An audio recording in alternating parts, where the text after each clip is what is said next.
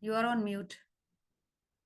So sorry. Yeah. Hey, good evening, everyone. Welcome to another UAE chapter webinar.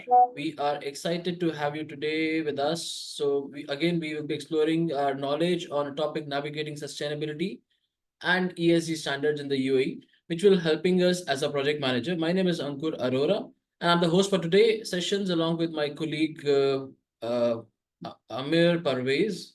And our speaker, before we begin, I just would like to thank our distinguished speaker and each one of you for joining us today. Please note that we will be having this webinar for 1 hour, approximately 15 minutes, where we're having a session from Dr. Jacinta.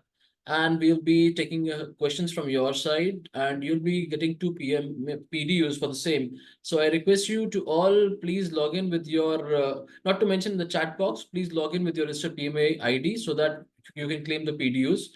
And apart from this, we want you to actively engage in the throughout the session. So whether it's like asking a question, you can post it in the question and answer box or sharing a suggestion in the chat box. They are valuable for us. So before we started, I would like to remind you that please introduce yourself in the chat box. You can share your LinkedIn IDs so that you can get a chance to network with other chapter members and who have joined together. So right now, before we'll take more of 3 minutes to start our presentation, and then we'll hand over the mic to Dr. Jacinta to proceed further. So let other people also join. Now, right now we have 76 people, including the panelist.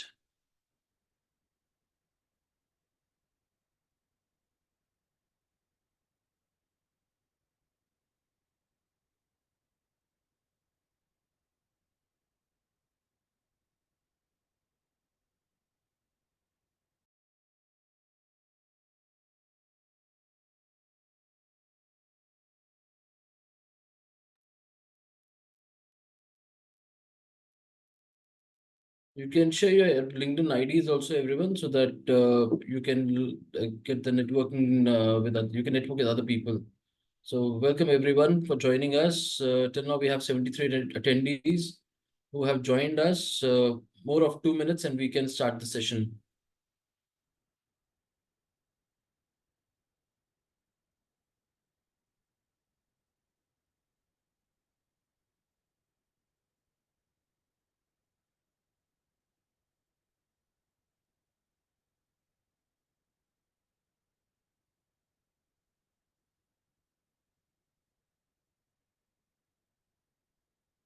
So we have people joining from Qatar, Abu Dhabi, Doha. Welcome everyone. Welcome and thanks for joining us. Russell Kema, Oman, Dubai, obviously Dubai.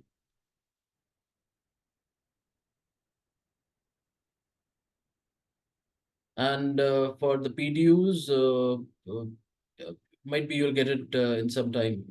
Uh, there's a question from one of attendee.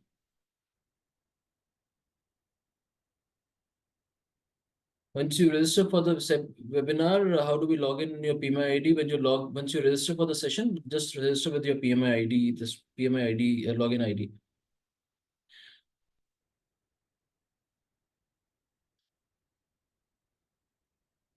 Okay, once again, we're going to start the webinar now. Once again, a good evening to everyone, and thanks for giving your precious time for this webinar and joining us for this webinar. Our topic is, as I already said, navigating sustainability and ESG standards, and which will be helping all us as a project manager. So I would like to thank our distinguished speaker and all of you for joining us. So without further delay, let us take you through the slides.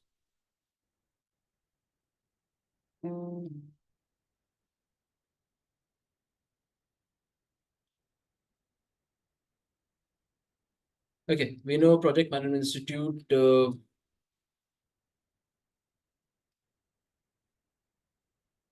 Okay, PMI was founded in 1969 by working project managers, and even after 50 years later, PMI is only the source and resource for all the things in project management. They offer trainings, accreditations, and communities. It's one of the largest professional association in the world.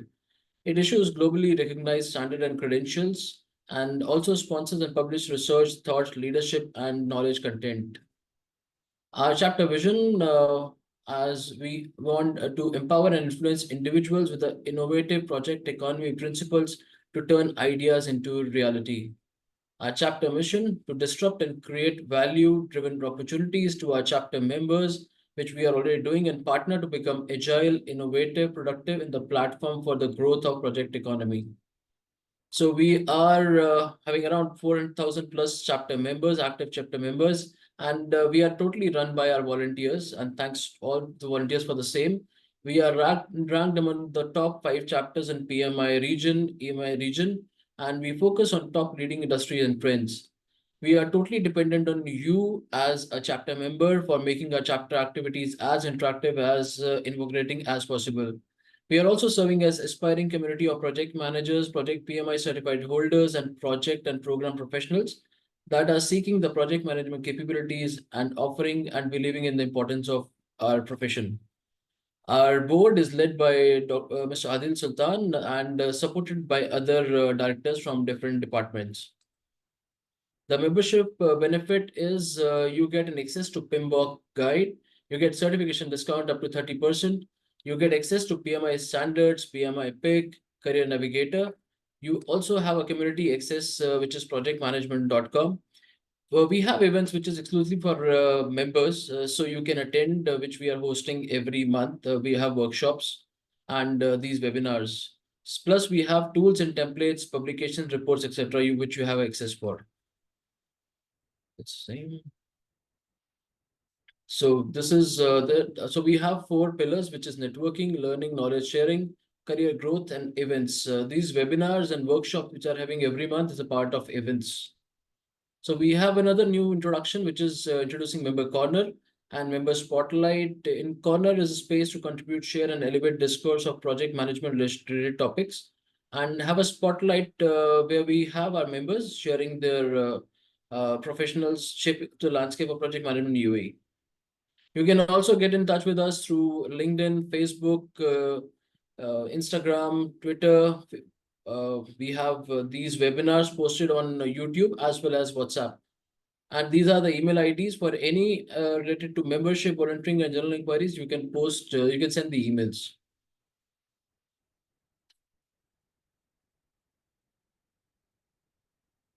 So we welcome our speaker. Just to give a brief about her. So our speaker for today is Dr. Jacinta De Silva. With over more than a decade, 2 decades of experience in sustainability research and education, Dr. Jacinta De Silva is working as a director in research at C Institute, which is in UAE. She's leading the research department of C and also supporting a team of researchers who are passionate about creating positive social and environmental impact through their projects, publication, and collaboration. She has also designed and delivered courses of business management, marketing, and sustainability, as well as worked relentlessly to achieve CA accreditations and supported the quality assurance process of the universities. She is a PhD holder in marketing and service quality. She has also delivered and presented at national and international conferences and events, sharing the insight and in finding on sustainability issues and trends. So we'll not take much time, Dr. Silva, and we'll hand over this mic to you. Over to you. Ankur, thank you so much. Good evening, everyone who are present over here today. Thank you so much for joining in. Of course, it's a great platform to be at this point of time for me particularly and for all who are listening to me. The topic today is very interesting and intriguing as well. But let me share my slides before I even continue so that we can have a good round of discussion. Okay. Let me just see whether it's sharing.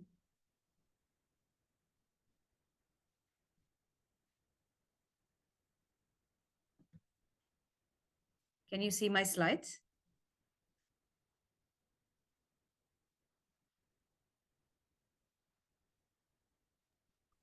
Not yet coming. Not yet, huh? Okay. Just now everything looked perfect. Okay, let me see what's the matter.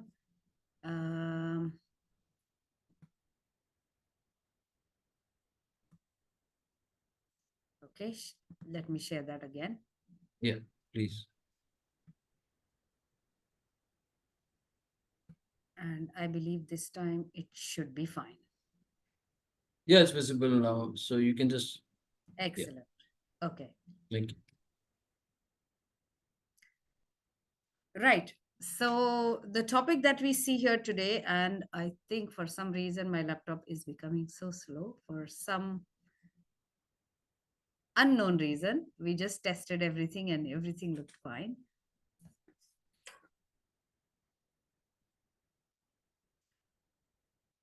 Okay. Sorry for that. I don't know what happened there, but that's all right. Good evening, everyone, once again. Today, we are talking about navigating sustainability and ESG standards in the UAE. A very intriguing topic and a very important or timely topic, as I might say, because UAE is going through a lot of changes, particularly in different sectors. And predominantly, if we look at climate change, we are looking at the carbon emissions that all the projects emit, particularly if we look at built environment, which I come from. These kind of mandates or these kind of standards definitely help project management managers to shape the entire project that they are entitled or they are focused on, and therefore that would be the discussion today. A little bit about myself. I'm Dr. Jacinta De Silva, the research director and collaborations director at C Institute Research at the Sustainable City. If you have not visited the Sustainable City, it is on the Al Khudra Road. And in the Sustainable City, there is C Institute, which has a focus on uh, research, education, incubation, which focuses entirely on sustainable practices. There are a lot of different things that we do there in terms of education, in terms of research, incubation, as well as consulting. Now, the importance of us talking about ESG today has definitely an element of each project manager's responsibility. So let's understand what this entire element of ESG stands for. E stands for environmental, S stands for social, and G stands for governance. E focuses, of course, on all the elements that are required to be taken care of in terms of environment, which unfortunately in the past were not given at most importance, focusing more on the capital aspect of the project. Businesses as well as project managers definitely directed themselves towards profit maximization, return on investments, reducing the cost of of the project, which means it led to resource depletion, and it also led to focusing on all the other elements unlike the environment. So therefore the newer projects are definitely looking at how we can incorporate plan the environment, because when we talk about sustainability, we are focusing on the three major aspects of sustainability: the people, the planet, and the profit. So sustainability doesn't mean that you do not make profit. It means that you make sure that you are incorporating all these three elements, which is the environmental, the social, and the governance, when you are designing your project. Quite a lot of times, people who are talking about ESG are technically just focusing on the E part of it, that is the environment part of it. But if you have to give complete justice to your project, we have to focus on the S and the G part of it as well, which is the social component and the governance component of it.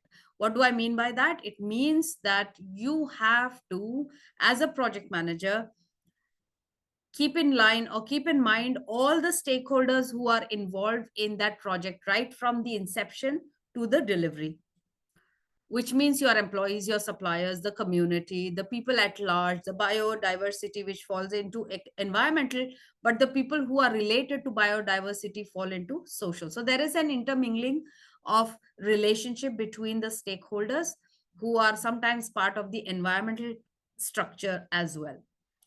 Lastly, under ESG comes the governance aspect, which means that you, as project managers, have to make sure that you are able to involve all the frameworks, the regulations, and the governance aspects, that is the framework that is developed by the government or the leadership of your company, keeping in mind the regulations of that particular country or the region. Under the governance part, we focus a lot on internal and external processes.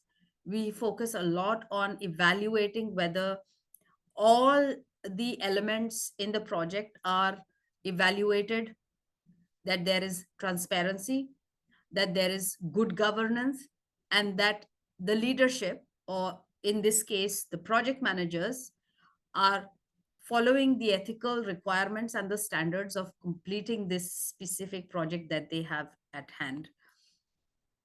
Now, when we talk about UAE in specific, now I know we have attendees who are coming from different parts of the Middle East or GCC, and this may or may not refer to you, but at the same time, there are regulations and frameworks that are designed in your own countries. I'm sure they are very much closer to what we are talking about at this point of time on this specific slide. So UAE's commitment to sustainability is solid and has started quite early in as a journey. Uh, Definitely, when a country is growing, there is a lot more emphasis on the growth aspect of it rather than at the sustainability aspect of it. UAE is not very different. When they started constructing or when they started growing as a country, the growth and development was a priority in those years.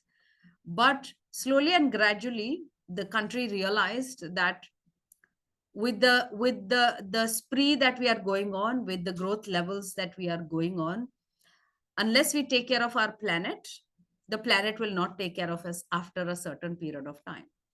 And that is where the entire concept of governance was taken up seriously, both by the public as well as the private sector. And if we go back to 2017, there were a lot of different mandates that came into existence. Now, I'm just going to refer to some of them. I have them here.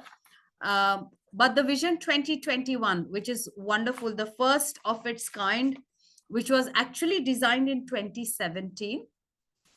And in 2021, we were expected to start working on some of the serious projects or elements that can help us reduce our not only the embodied carbon, but also the operational carbon of our work processes. So Vision 2021, which started its journey from 2017, is a national agenda focusing on sustainable environment and infrastructure. If you remember, if I go back a little bit, if you go back to sustainable development goals, these were also designed pretty much at the same time, 2015, and then they were revised in 2017. And that sort of gave a platform for countries to evaluate where are they standing, how are they managing this E and S and G aspect of the sustainability. Yeah. So of course, in 2017, not only the Vision 2021 came into existence, but the National Climate Change Plan of the UAE 2017-2050 came into existence as well. Now, what did this, or what does this specific plan talk about? Its objective is that it's a comprehensive framework to address the causes and impacts of climate change. The plan, which will help the country to become resilient, it will go towards green economy and to achieve better quality of life for people, both locals as well as residents. So there were three mandates or three objectives of this plan 2017-2050. One is to manage greenhouse gas emissions while sustaining economic growth. So we are taking care of the people, the planet, and the profit. The second objective was to minimize risks and improve capacity of adaptation to climate change. Again, remember, we cannot we cannot get things back sometimes. What we have is we have to just adapt to what are the new realities, and that's almost the reality of today in our life. There's a lot that has been destroyed. That is, if you read a little concept of planetary boundaries, we have 9 planetary boundaries, and out of the 9 planetary boundaries, we've almost uh, damaged. I don't want to use the word destroyed because that becomes too strong. We've damaged almost 7 planetary boundaries. That means the planet is on in an ICU kind of a situation, and unless we recover certain aspects of those planetary boundaries, will not be able to survive for a longer period of time. That's why the United Nations is requesting to reduce the temperature to 2 degrees by 2030, which is again an overwhelming requirement because we haven't been able to achieve that till date. And the third aspect or third objective of this climate change was enhance the UAE's economic diversification agenda through innovative solutions. So, of course, there are a lot of different strategies or plans that the government has made, like, for example, the net zero by 2050, which focuses that as UAE, we will focus on producing clean energy. We will reduce the dependence on fossil fuel, and there is a possibility that we can incorporate uh, alternative or renewable type of energy. So the UAE government aims to invest almost like 600 billion dirhams by 2050 to meet the growing energy need and ensure a sustainable growth for the country's economy.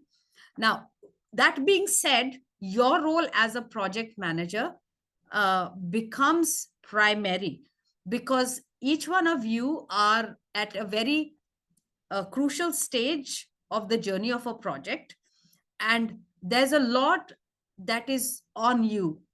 You are both responsible as well as accountable for a lot of different things, right?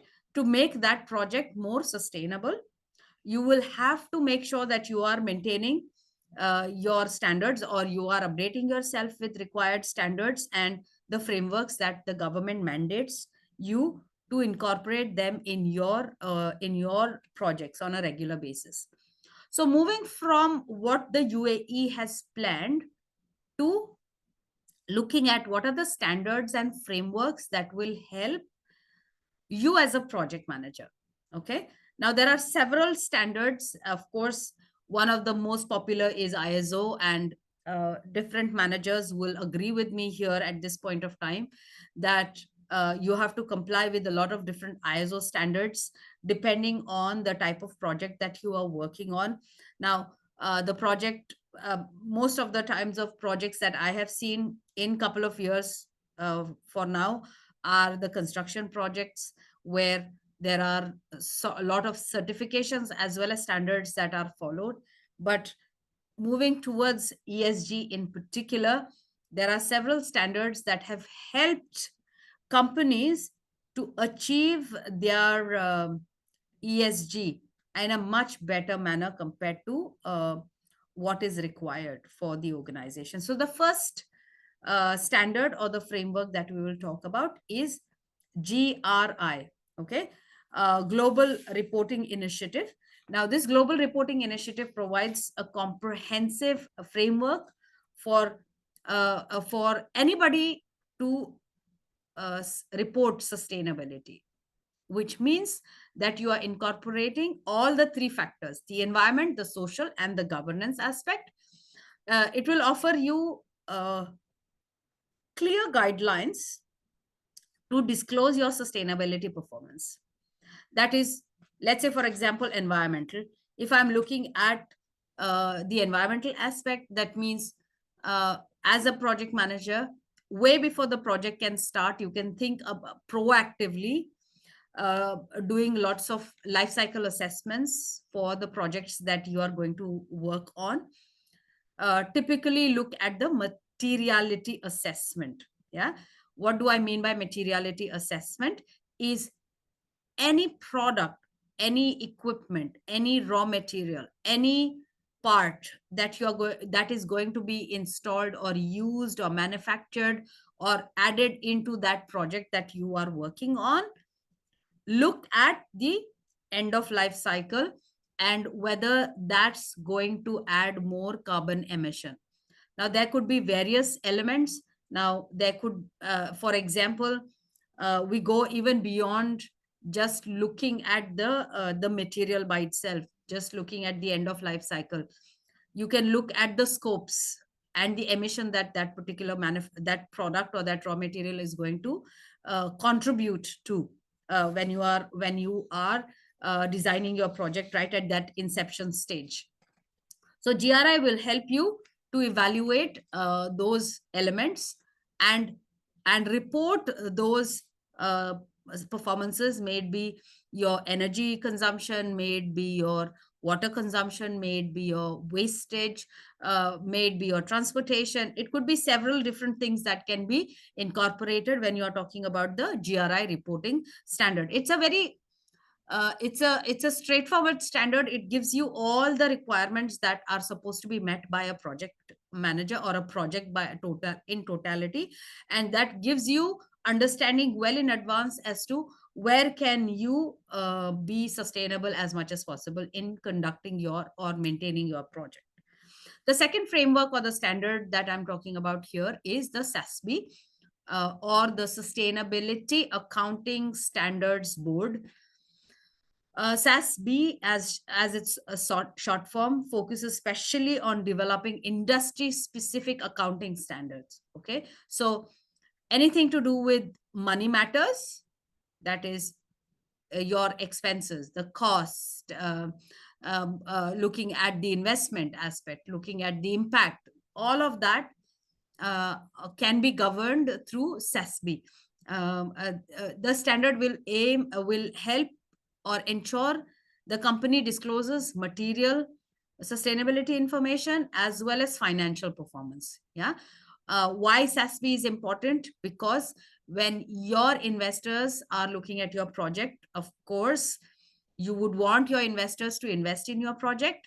And if you have followed the SASB standard, it automatically helps you to entice your investors in a better manner because you are being transparent about all your accounting requirements, and your cost performances as well as your revenue generation.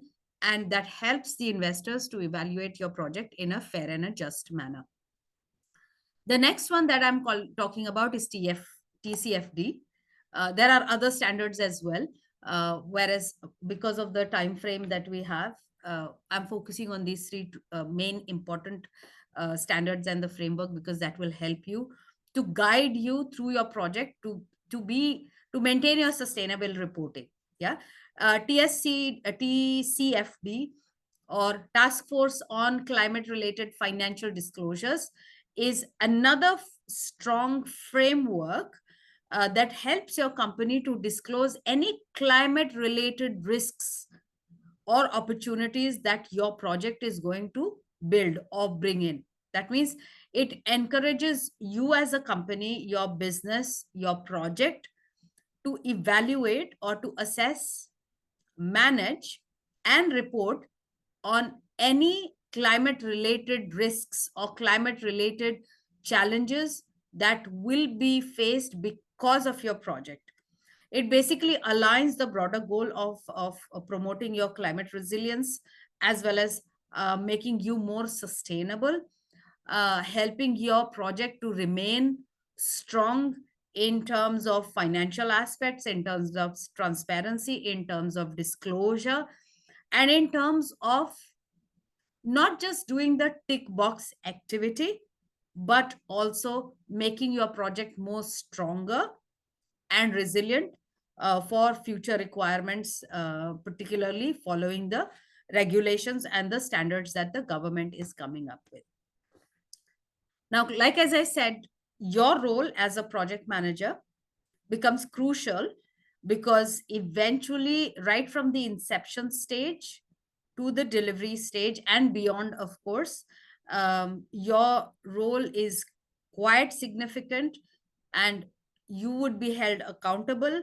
I mean, you are responsible for the entire project, as well as you are accountable for every decision that you're going to make in making this project stand on its own foot, right? So as project manager, your role in complying with ESG standards and requirements is to make sure that you integrate ESG standards or requirements well early at your planning stage or before the planning stage. So it's a pre-preparation of the requirements, looking at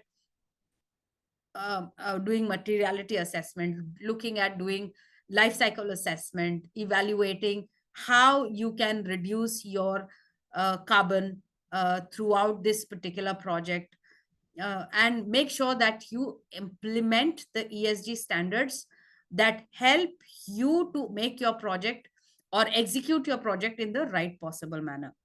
Not only that, the onus lies on the project manager to monitor and report on each of the individual matrix that are required to make your project more sustainable, and that your performances or ESG performance is at a higher standard. So you're not only taking care of the environment, but you're also taking care of the social aspect, that is the people. But then every project is created because at the end of it, you want to make profit out of it. So please remember, when you're talking about developing a project, it should tick each of the boxes: the people, the planet, and the profit as well. Otherwise, there is no sustainability in it if you are not focusing on each one of them. Okay. Sorry, that was very quick. Okay. Now, coming to the ESG trends in the UAE, in terms of what are those things that the UAE is focusing on, and how these are platforms where project managers can invest more time uh, in evaluating whether can I incorporate these trends in my project. How are those trends going to help me improvise my project? Now, the aspect that you see here are pretty much more about the built environment or the infrastructural development type of projects, but you could see in other types of project, like for example transformative leadership. If you are into projects of change management, if you are in a project of transitioning a business, there are various other different ways or trends that you can utilize through all these standards that I am talking about.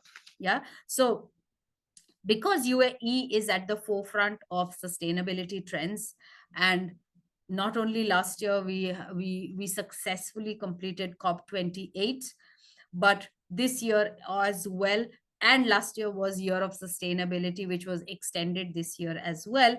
You will see that UAE is like a pioneer, blazing like a trail to, or it's more like a trendsetter in the region, to make sure that these trends are not one-off or show elements, but they are uh, largely ingrained into all the decisions that the government is making the country to make it more successful in terms of sustainability.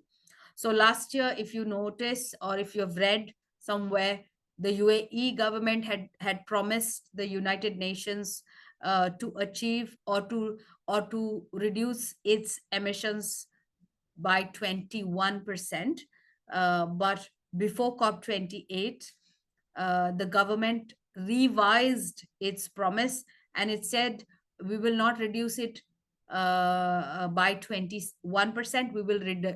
We will try and reduce it by 27%. So that means it's pushing its boundaries. to make sure that both the public and the private, including individuals like you and me, are contributing to reducing our carbon emission as much as possible. It is the need of the hour. Every one of us have to contribute to solving these kind of problems. So what are the ESG standards or trends in the UAE that you will notice? Of course, everybody's talking about alternative energy or renewable energy. Yeah.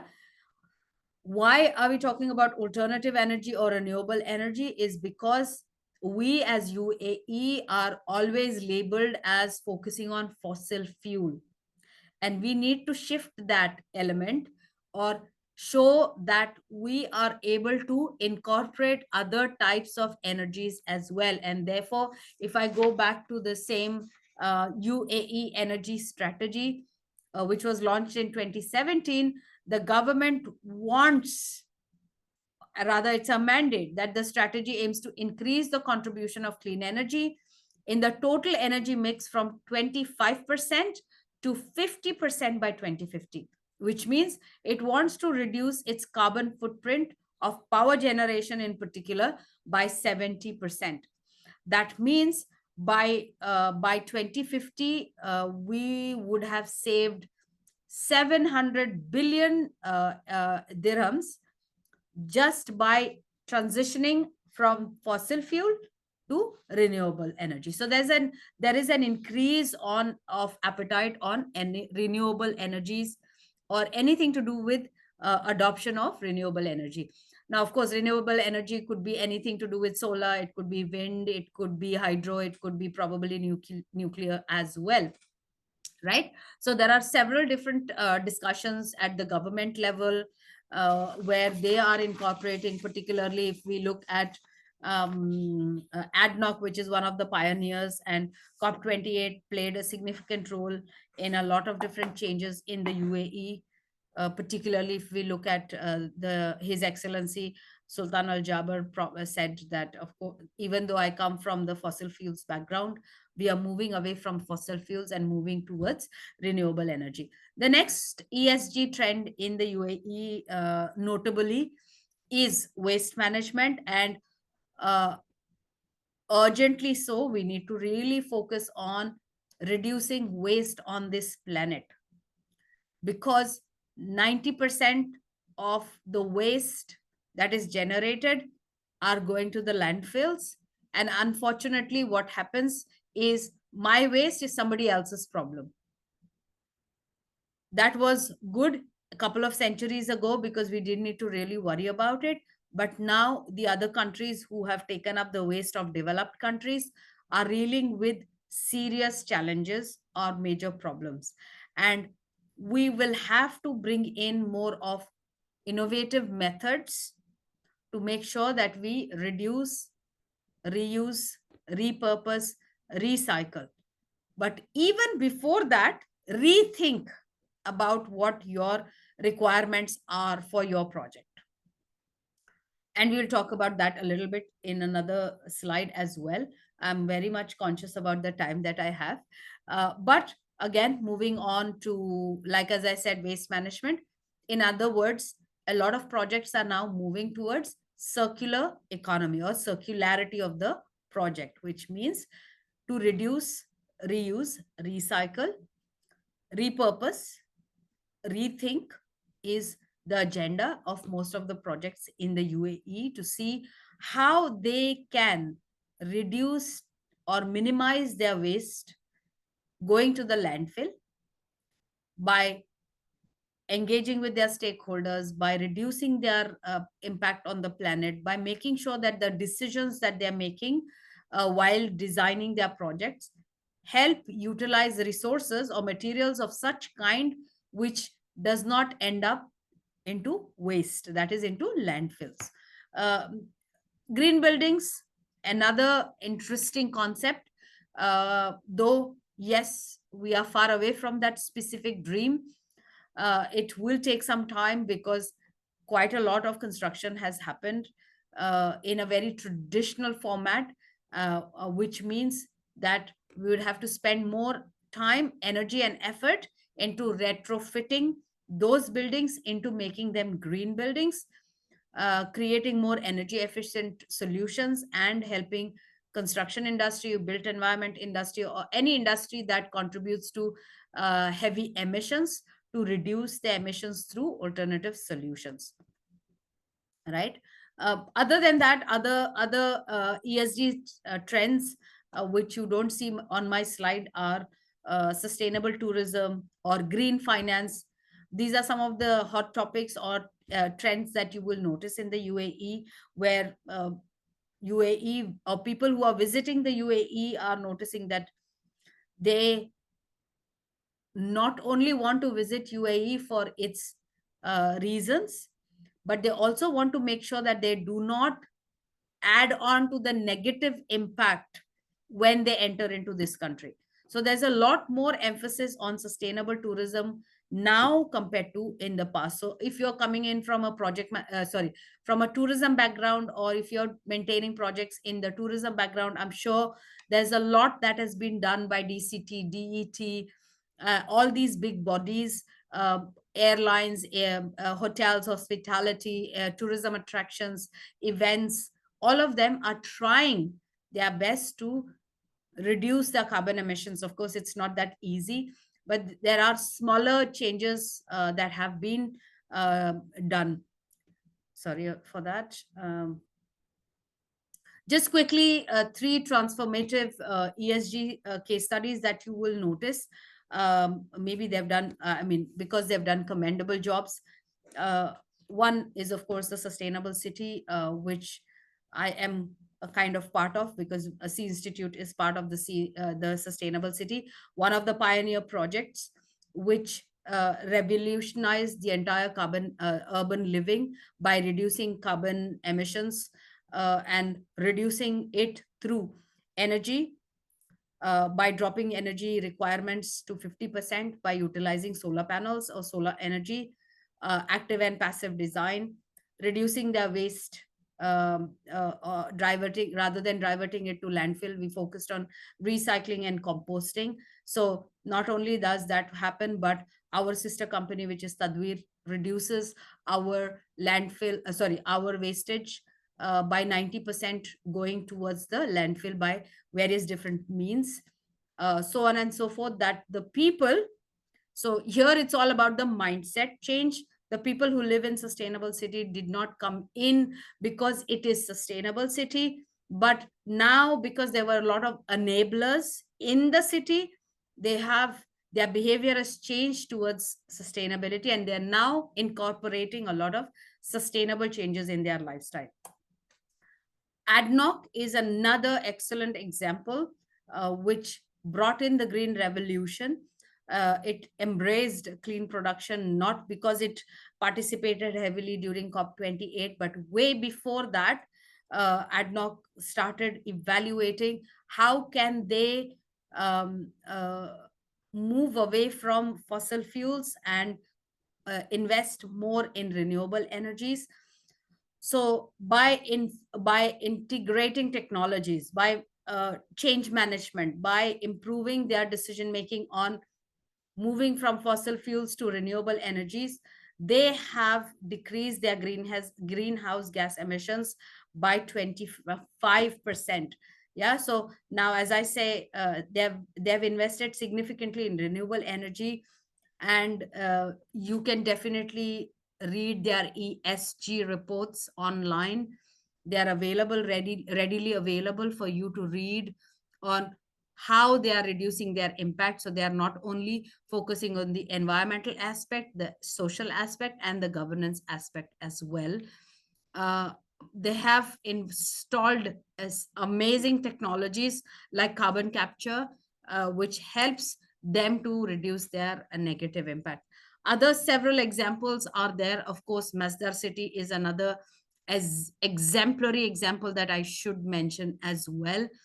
Though they started much earlier than the sustainable city, somewhere down the line they lost a little bit of direction, but now they've come back into action, and they are making sure that the environment, the urban development that they are also creating, are they help both the sustainability and the profitability to coexist, where they are incorporating a lot of different strategies. Like I was talking about one of the startups which are working with Masdar, and they are looking at heat island effect. They are measuring their temperatures and trying to see how they can bring in, they how they can cool the city down using technology, of course. Yeah.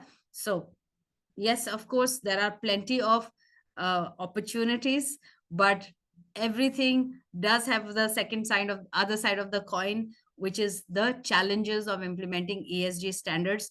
Though it's very easy for me to say that you should incorporate ESG in everything that you do. However, it's not without the challenges that you as project managers face on day to day basis. And therefore, it does impact negatively sometimes on a project, on even the health of the project manager, which is an important aspect of ESG, the social part of the reporting. So when I talk about the challenges of implementing ESG standards here, particularly in the UAE, but maybe in the region, I must say, first is the regulatory complexity.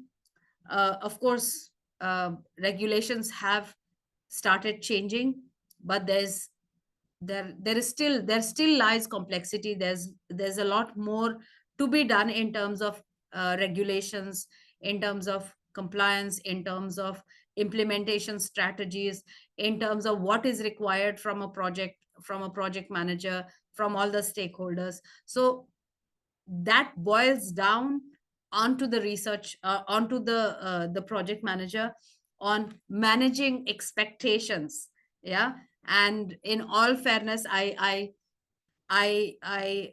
empathize with the project managers, because it's not an easy task to comply with all the standards that are given by the government, because sometimes some of the standardizations might have its own vagueness. So it doesn't help the project manager in implying or applying those regulations or standards straight into the project. So there has to be some vetting process, there has to be some kind of elements to check whether these can be complied, and how can it be complied. The second major challenge, and today in the morning I was at a conference, sitting on a panel, and the other panel members exactly spoke the same thing. Great projects, absolutely great ideas, amazing thought process. However, the major challenge is financial constraints.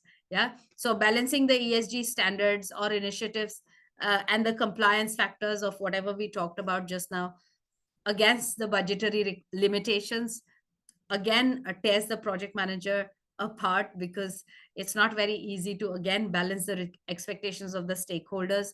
The shareholders are expecting ROI as soon as possible, as soon as the project becomes live, but there are certain compliance issues, unfortunately, which does not allow the manager, or the project manager, to incorporate that into the project. And therefore that's going to lead into financial challenges, where investors are not going to be very happy to invest in projects of that kind. So that's another implementation challenge.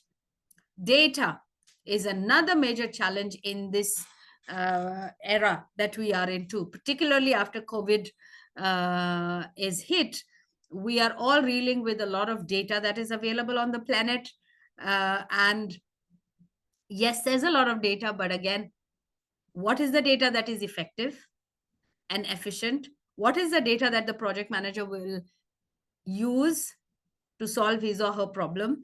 How can I effectively utilize that specific data for my project, for the betterment of my project? Is a big question mark, because there is so much data available.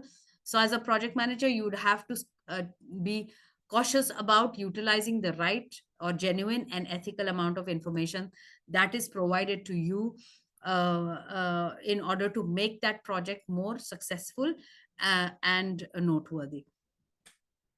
Now, yes, of course, there are challenges. However, as a project manager, these are some of the best practices for you to integrate ESG.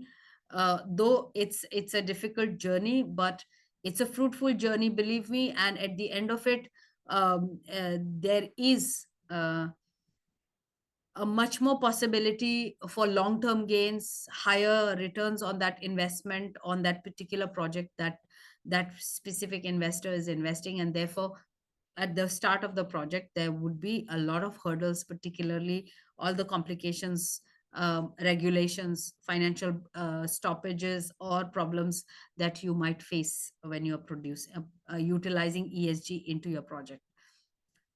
Therefore, number one, of course, right from the project starts, involve your stakeholders. Make sure that they are in line with the expectations of that specific project.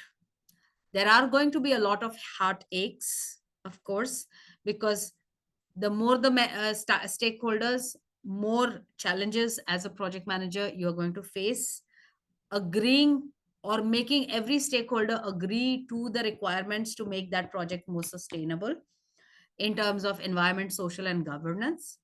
And therefore, inviting or involving your stakeholders way early into the project helps you to solve that problem.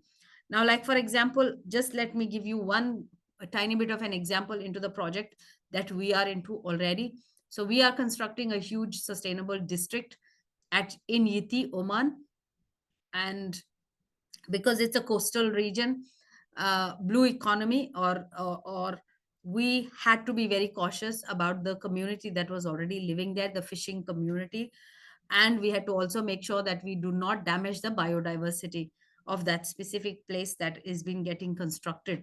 So yes, the team made the analysis, evaluated what are the pros and cons of starting a project in that particular area. We involved the local fishermen and the local communities way early in the project, asked them about their suggestion on how we can be more sustainable when we were constructing or started constructing at Yiti. Our locals there were very, very helpful. They gave us great suggestions, and eventually they ended up being part of our project as well, and are part of our project as well at this point of time as we speak. So sometimes involving your stakeholders early in helps a lot in your projects. Instead of having heartaches later, once you have started your project, it's better to start them early. As a project manager, your role is to continuously learn, update yourself, because new rules, new regulations, new standardizations keep coming. Like for example, very recently ISO 50,000, and I don't know exactly the number, 50,001 or more, has come up in terms of circularity that can be incorporated into your projects. So similarly, you as a project manager, your job is evolving, and therefore you would have to keep updated with all the new changes that are coming in into the regulations or framework in that into that particular country. Technology adoption is one um, challenge. At the same time, it's an opportunity for you to become more technologically savvy, because AI is ruling the world or taking over the world. IoT, Internet of Things, blockchain, metaverse, AR, VR, AR, all of these different technologies are, yes, amazing. They will help you, but at the same time, if you do not upskill yourself, if you are not building your capacity to the max, to the requirements of your project, is you are going to consumed you will get consumed into all these different technologies, and it will delay your project, unfortunately. ESG is all about transparency. So regularly communicating your data, regularly communicating your performance on environmental, social, and governance aspect with your stakeholders or to your stakeholders will definitely help you to remain in the game, make your project timelines, follow your work breakdowns, make sure that your pipelines are well achieved, that you achieve your deliverables, you achieve your milestones, and that your stakeholders are in sync with all the decisions that you're going to make during that specific project in terms of ESG.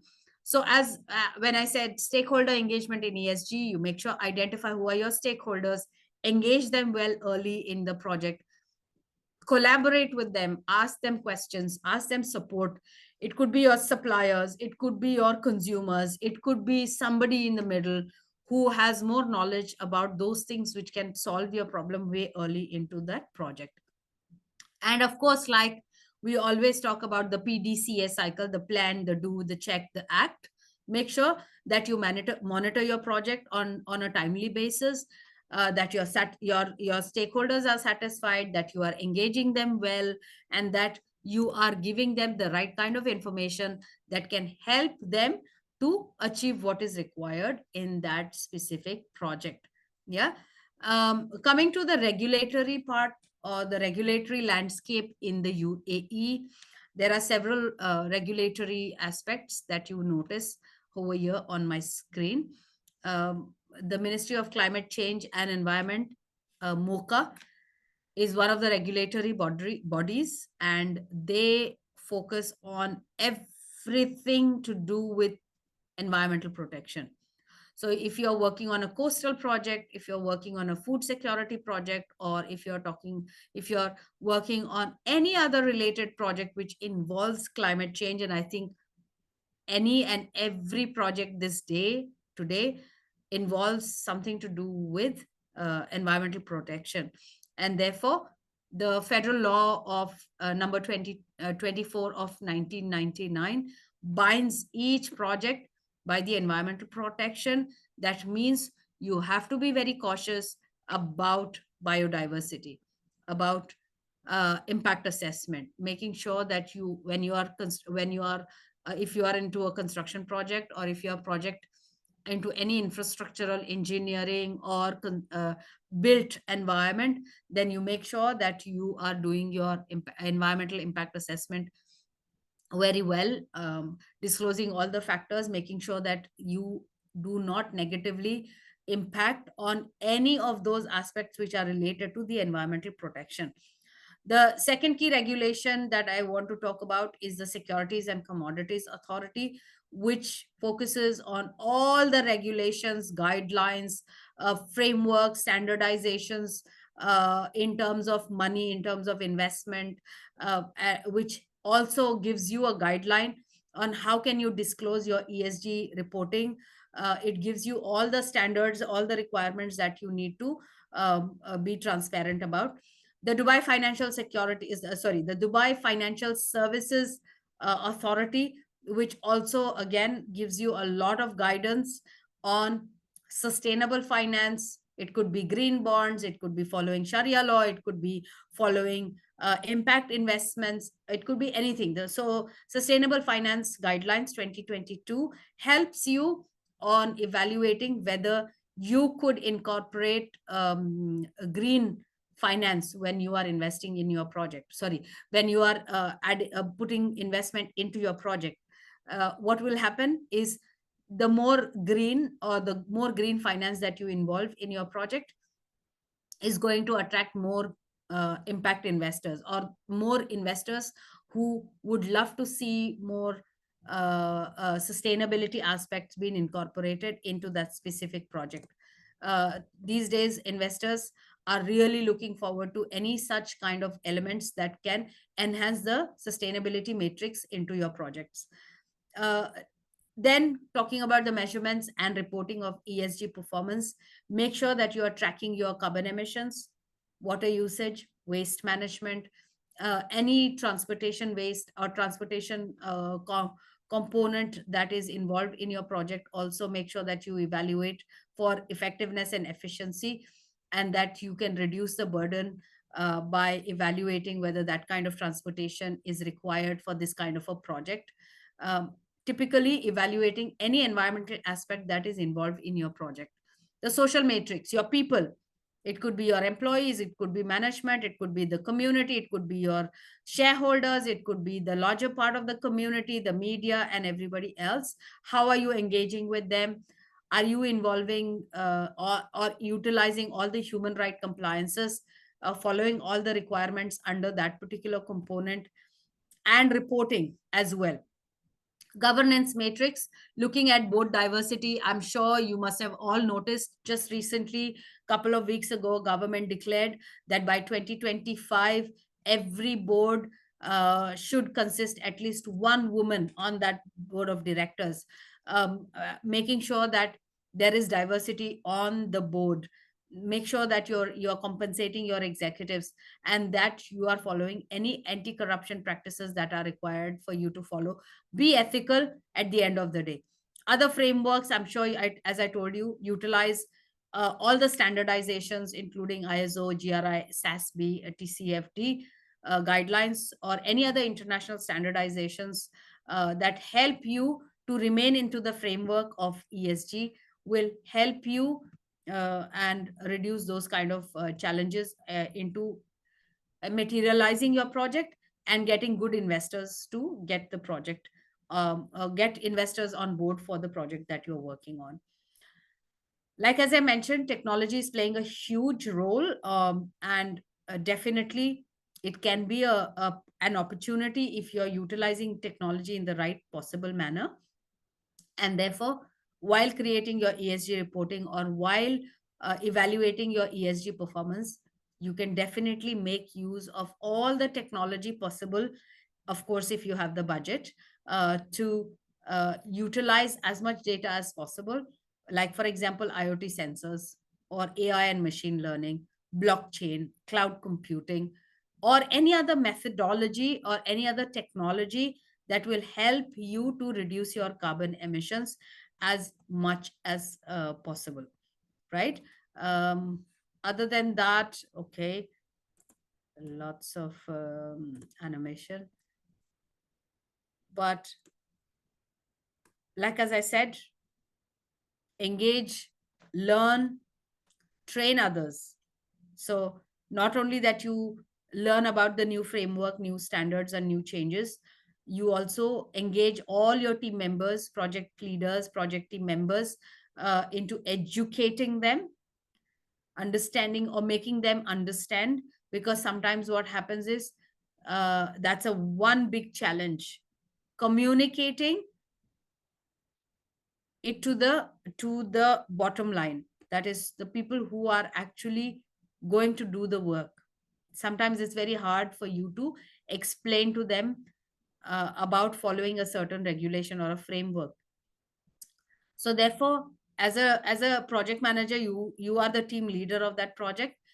You have to incorporate the learning environment, not only for yourself but also for the people who are working with you. So regular training, open ended communication, two-way communication, and letting employees take up initiatives that can help groom your project in a far better manner. Utilizing the carrot approach, sometimes the stick approach as well, recognizing and rewarding people who are following the requirements, following the standards, following framework, and training. But probably if things are not working out, then of course using the stick approach by penalizing the people who are not able to follow the requirements, that will help you to bring your project on track, right? So when we talk about ESG reports, it definitely cannot be without the team that you're working on. So identify who are the potential partners, talk to them. It could be NGOs, it could be government, it could be private sector, it could be your own peers. Make sure that you are aligning your goals, collaborate, co create, have joint activities or initiatives. I understand you will say, how will I connect with my competitor to do certain things? But again, you have to evaluate what is the possibility, the cost, and the benefit analysis of connecting with your partners or joining hands with somebody who can help you solve some of the problems. Like, for example, some companies work with their suppliers, train their suppliers, train their staff, so that that can benefit into your own manufacturing or own project that you are working on.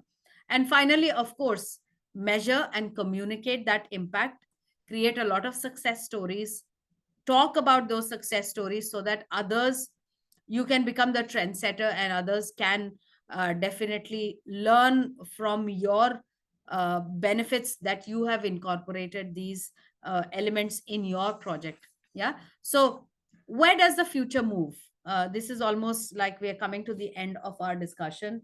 uh, when we talk about the future of ESG in project management, and we all know we are swamped by the technology that is coming towards us. Of course, it's quite fearful because the mindset is not there yet, and the amount of changes and the speed at which the changes are happening, it's mind boggling, and it is challenging at the same time to incorporate all these changes into the projects that you are already in. Secondly, the time. Do I even have the time to learn a new technology to incorporate into my project? Right? That's another challenge that we are facing today. Previously, technology was a part of our life, but it had its own transition time. Today, every single day, there's a new technology, there's a new update, there's a new change that has happened in the technology that we are dealing with. So of course, it is the future, and we would have to adapt to this future. That can be done through AI driven AI ESG analysis. For example, there are so many softwares these days which are advanced in the algorithms, uh, and that can easily generate a dashboard. It can easily generate an entire ESG report for you if you are able to give them some amount of data. You can easily create those ESG reports uh, as compared to our traditional methods of writing that report and taking more than weeks to write those report. Circular economy integration, another very popular or very favorite topic of the world these days, is engaging on circularity, utilizing circularity to the core, making sure that you are looking at not only project at that particular phase, but cradle to grave, end of life, what happens after the project, or the end of that project life, what happens to the waste, or what happens to that product or the project that you have created, what is the end of the life journey of that project. So as a project manager, you are expected to increasingly incorporate circular design principles, not only to minimize waste, to evaluate how can we repurpose that product or the project that you're working on in something better. That means it does not land into the waste element or waste category of the project. ESG linked financing, like as I said, there's a lot of green financing discussion happening, green bonds, there is investments, there are so many other things. However, unless you incorporate ESG in your project, investors are not going to be intrigued, and therefore that might not attract them anymore. So in the past that was not the case, but the new age, new generation investors are looking at how is your impact, and how is your project going to positively and negatively impact the planet, the people, and the profit. Global ESG standards, as I told you, lots of international standards have come into practice. Comparatively, they are becoming much more user friendly, they are becoming giving more guidelines, more standards support, and that can help you develop that project, your project, in a far better manner. So as an environment, as a project manager, these are some of the ESG project management tools that can be helpful. Impact measurements, which will help you to track your progress and quantify the impact of the projects that you are working on. um, uh, Sustainability reporting, as I told you, there are several softwares that are coming place these days, which help you to generate an entire dashboard of your emissions. Where are your emissions coming from? How can you report it? How can you reduce your emissions? What has been the trend? All of these are tools that a project manager can use, and I'm sure some of you who are sitting here or listening to me today are way advanced in utilizing these kind of standard reporting practices with the help of technology that is at hand with you at this point of time. A risk assessment, again, some very interesting tools and technologies that have helped project managers to evaluate their risk, categorize the risk, mitigates their risk in different possible manner. That helps you as a project manager by evolving or evaluating how can I manage this risk best, not only for the project but for every stakeholder who's going to be part of the project management evaluation. Integrating ESG in stakeholder communication. There are so many, again, so many different softwares utilized where you can definitely engage your stakeholders, connect with them in your entire process, the integrative process, where your stakeholder knows exactly what's happening in your project at this point of time.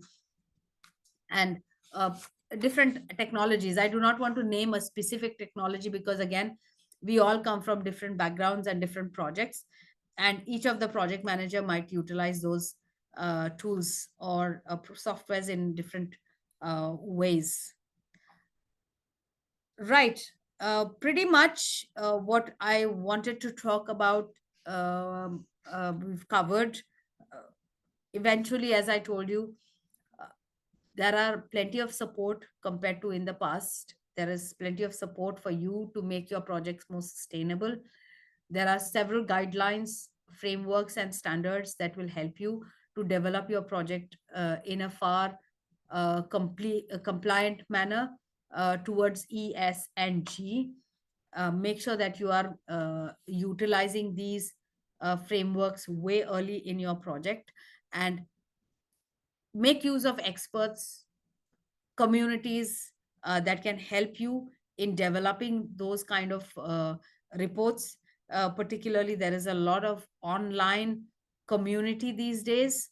PMI is a great platform for you, or PMI Institute, Project Management Institute, is a great platform for each one of you to share your pain points, to evaluate or to ask support or help from people who are working on similar kind of frameworks or similar kind of projects, to evaluate what are those different tools that they utilize, their softwares that can help you to expedite your projects or use your projects in a far better manner to help somebody else to manage their projects, right?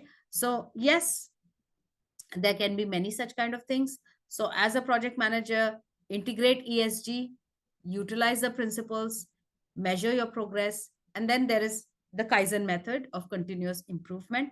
Stay informed, stay updated, and make sure that you are incorporating these new standards into your project.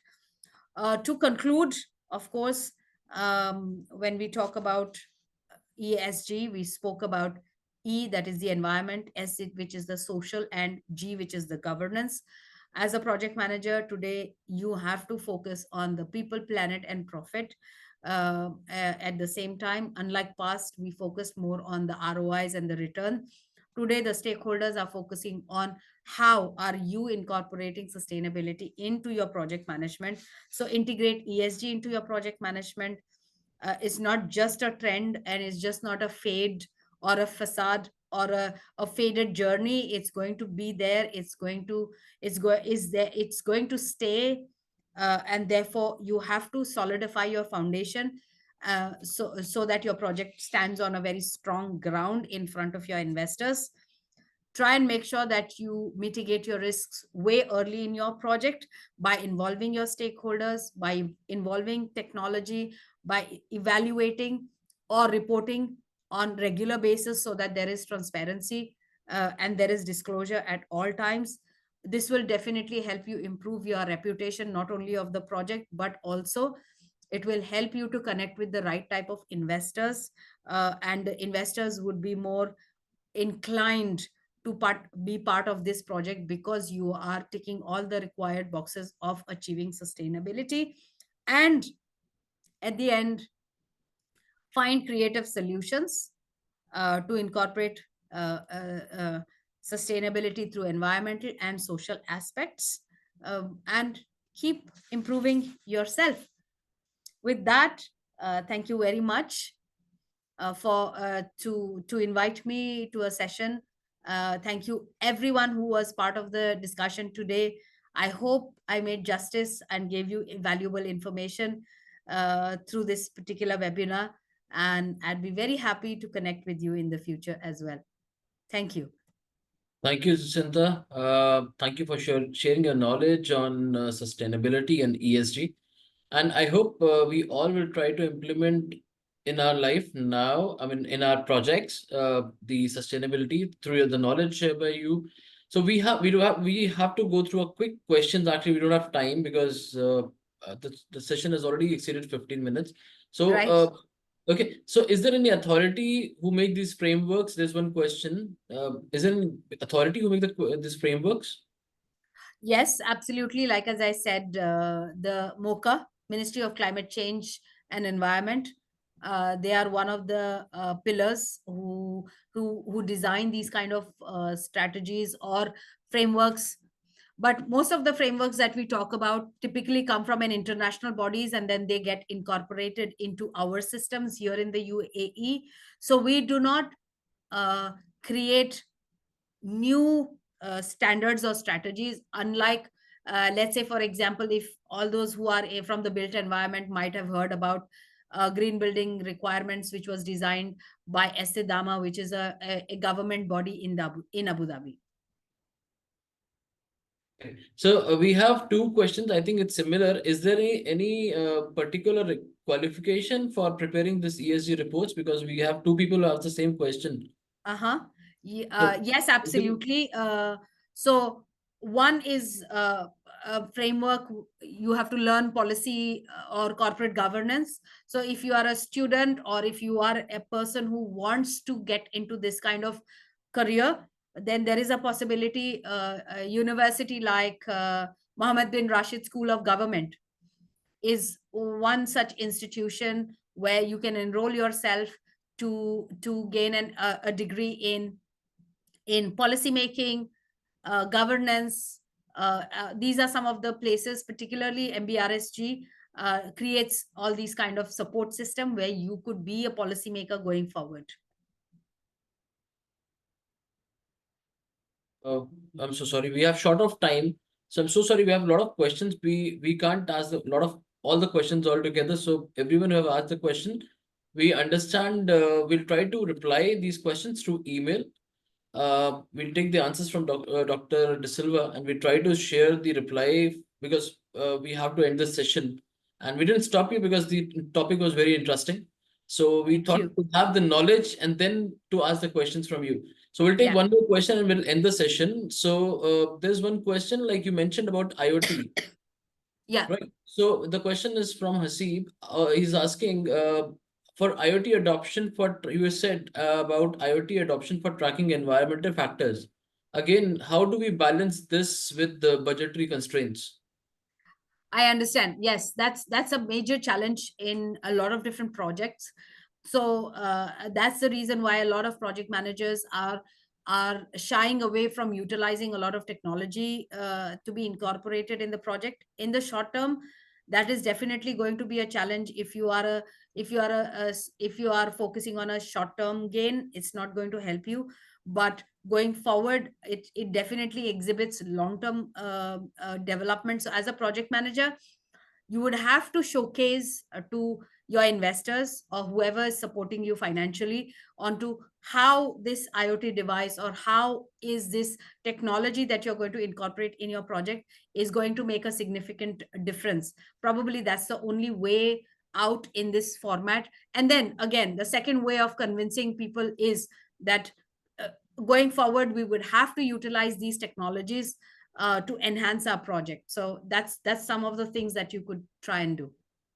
Okay, thank you. So, Jacinta, as we are about to end this session, so thank you Mhm. for sharing the information. You talked about UAE plan and commitment to attain adapt sustainability, which we are into, and by 2050, hope so. Whatever is the planning to get that. We discussed about standards and frameworks. We discussed about reporting, project managers' role in ESG, and discussed about ESG trends in UAE. You also shared about few case studies. Thank you for sharing those case studies. And plus, you talk about this departments which are involved for ESG, like MOCA, securities and this commodities and Dubai Financial. So we thank you for sharing your knowledge with us, for all of us who have given their time from after even working hours. They are here with us for and taking the knowledge from you. So we won't be here without. I just want to thank my team. We won't be here without the dedication of our team. Thank you to our marketing team for promoting these kind of webinars on website and social medias. And special thanks to our PMI chapter volunteers from membership, outreach, volunteering, and finance team for their valuable support in making this event possible. Finally, I want to thank the people behind the camera, Amir. We have other people, other members also from events team, but they're not there. So hope so to see you everyone next webinar. Thank you. Thank you, everyone.